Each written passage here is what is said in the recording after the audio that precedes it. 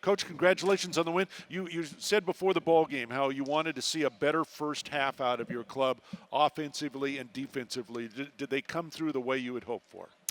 I thought we had great effort tonight, Brian. Our guys were ready to play, and we were also very unselfish. The fact we had 20 assists reflects our unselfishness, and holding Missouri to 52 points.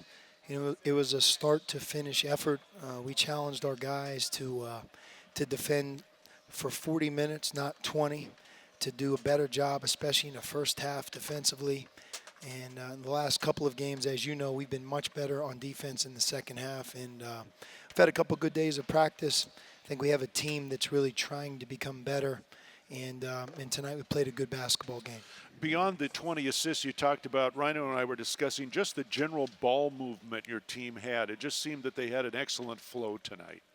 We did. We moved the ball. We were unselfish from the beginning. And, I know Kadeem and Parker had some open shots that didn't go down, but, they combined for 9 assists.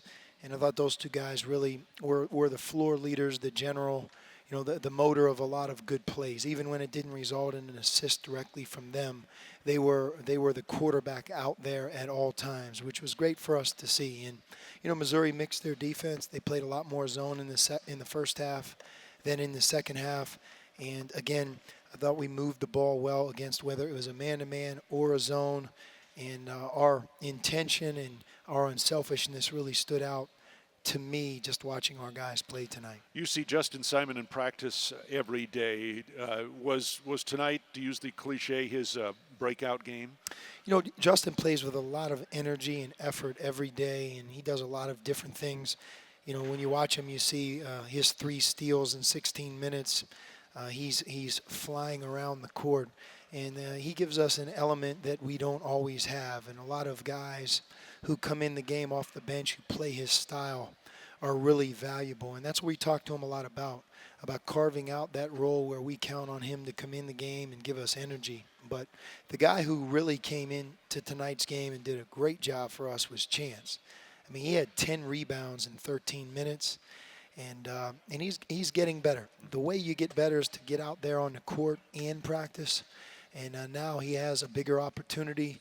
And I think the more he gets out there, the more confident he gets. And you get 10 rebounds in 13 minutes. That's a good sign on a lot of levels. All right. So we talked before the ball game. You got finals going on, and et cetera. Does that make tonight's game, I guess, even more pleasing to you? Because you talked about the guys have been practicing really well together. To see them come out and play balanced ball and just everybody getting involved?